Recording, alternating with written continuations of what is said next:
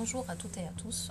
Je me présente Dr Bejdid, maître de conférence à l'université 20 août 1955, SLIGDA. Je vous remercie pour cet événement. Donc, ma présentation s'intitule Biodiversité des macro-invertébrés benthiques et d'un écosystème aquatique nord-est de l'Algérie. Dans cette présentation, j'aborderai le plan suivant. Je vais commencer par une introduction, puis je passerai au matériel et méthodes suivis. Ensuite, je vais me concentrer sur les résultats obtenus et je terminerai par une conclusion. Introduction.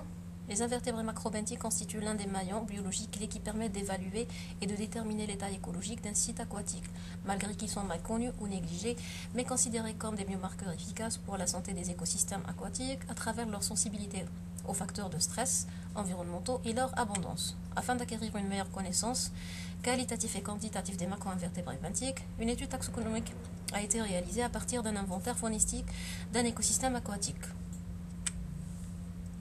La distribution spatio-temporelle de la faune macrobenthique a été élucidée par des...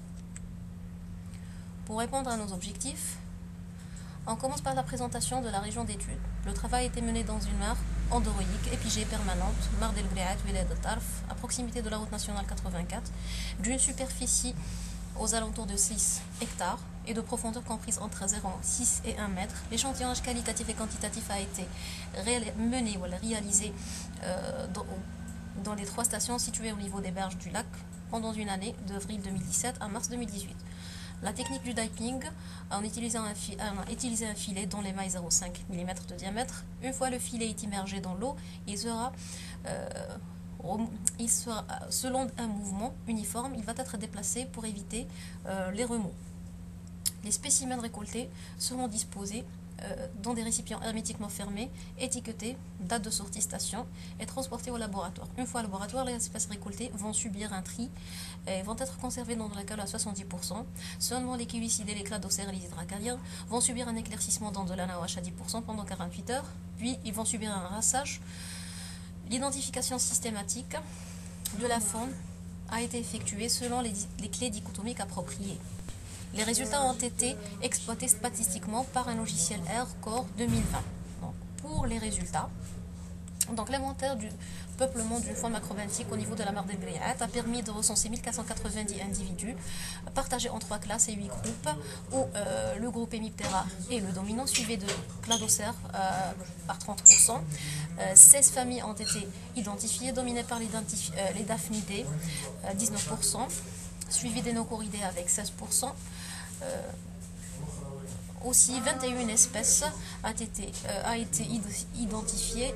L'espèce Nocoris maculatus est la plus abondante. Concernant les indices de composition, la richesse spécifique, elle variait entre 15 et 16 dans les 3 stations, c'est-à-dire comparables.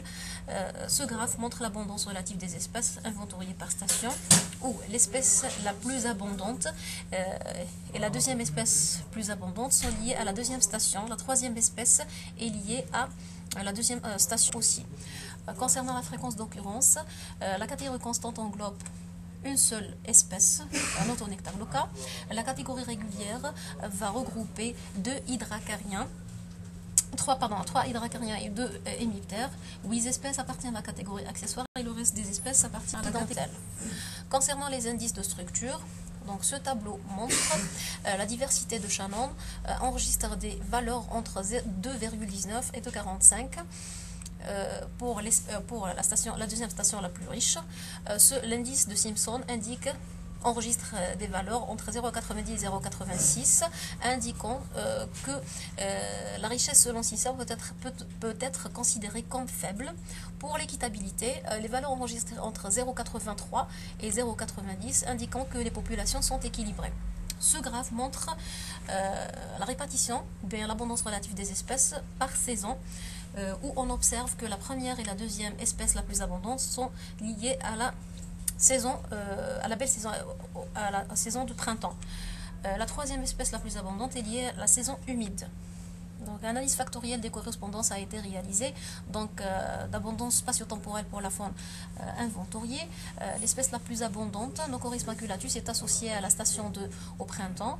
La deuxième espèce la plus abondante est liée à la deuxième station en été. La troisième espèce est liée à la deuxième station et la zone et la saison humide.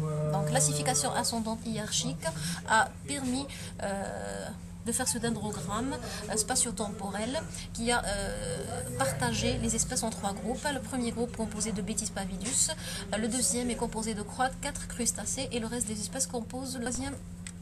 En conclusion, cette étude menée dans un site endoroïque, épigé et permanent, Mar del Griat, Wilaya del Tarf, au nord-est algérien, contribue à la connaissance des communautés des macro-invertébrés benthiques pendant la période d'une année d'avril 2017 à mars 2018. L'inventaire a permis d'identifier systématiquement 3 classes, 8 groupes, 16 familles et 21 espèces à partir de 1490 individus récoltés à partir des 3 stations. Une espèce appartient à la catégorie constante, 5 régulières, 8 accessoires. Et le reste des espèces font partie de la catégorie accidentelle. La classe dominante est celle des insectes, représentée principalement par le groupe des hémiptères. Merci pour votre attention.